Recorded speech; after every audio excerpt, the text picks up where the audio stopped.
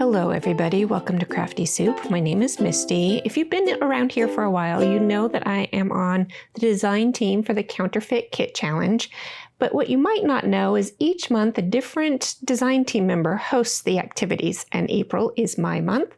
And so I am taking on a project that I don't often do, which is creating a mini kit and a mini project, which is going to be this little flip book. So as we get started, I am going to add this flip book to a pre-existing layout. Now you could totally create these flip books independently, and we'll talk about tips and tricks on all of this as we go along.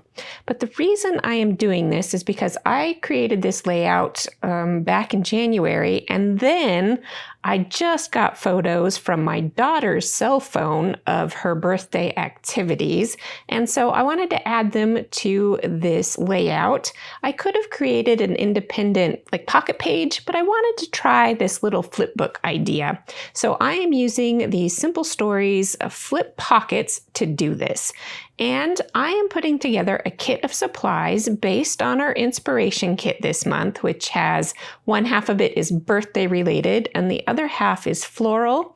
And I'm going to focus on the birthday, but I'm also going to add in some navy and some floral using the set of supplies that you kind of see going by. And part of the reason I chose specifically some of the Simple Stories supplies there is that it has a bowling theme to it, a general festive party mood, and that is what my daughter did for her birthday. She and some friends went bowling.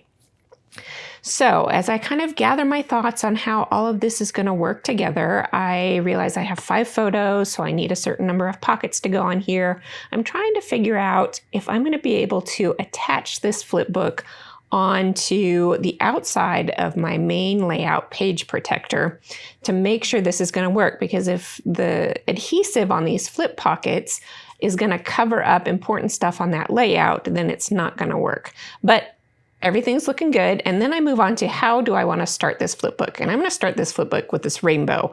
Not only did my previously existing layout have a rainbow element to it, but our inspiration had a rainbow cake to it.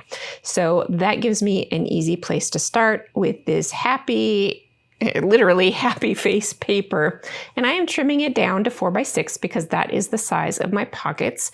And then I'm going to create kind of a title page to this mini flip book using some of the elements from this game collection from Simple Stories. And if I can find if that's still available at all, I'll link you up to this collection.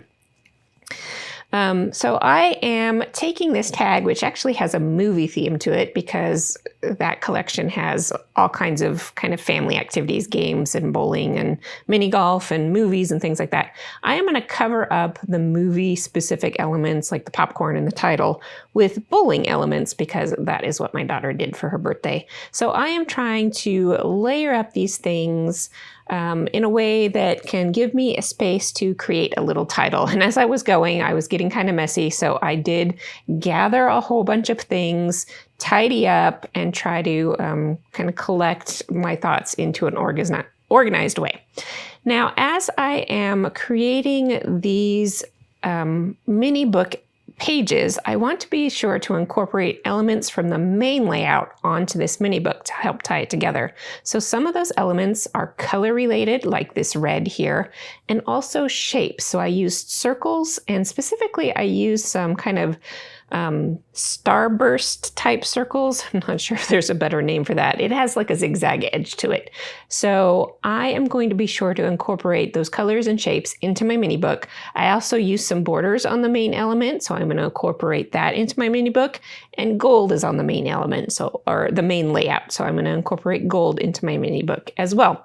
And I will talk more about incorporating things from the mini book back onto the main layout, like creating a little subtitle here that says from my phone, and the mini book says from your phone.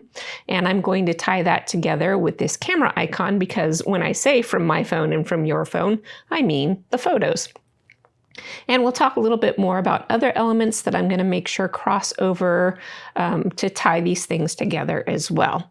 When I am creating the next page of my mini book, I am starting with some other elements that I was inspired by the original inspiration kit and the products that I pulled. And I am going to tie those elements in to my third page. So my title page had the happy face, my second page had florals and polka dots, so my third page is going to have all three of those elements. So those are some of the ways that I help tie things in across the layout. And here I am just layering up the bits that I pulled out. I kind of stuck any stickers on that wax paper up there to save them from getting lost and tangled up in other things. And also that gave me room to put away all the excess product that was in my way on my table. So as I'm creating this, what are we on, page 3 of this mini flip book, I realized that one of the things that I can incorporate from the main layout is sequins. And luckily I did still have more of this pack of sequins. So I pulled those onto my mini book. I only added them to the third page at this point, but I will go back and add some more to other pages later. And so with those ideas in place, I did get all of my pages done. Kitty, sorry, my kitty is upset about something. And then I decided with all my pages done, it was time to start adhering things down. And here's where I realized I really messed up. I started adhering these pages down straight to my layout, which means you can't flip them if they're inside of a pocket or inside of a page protector. So luckily, I was able to pull them off without damaging things. So that was lucky.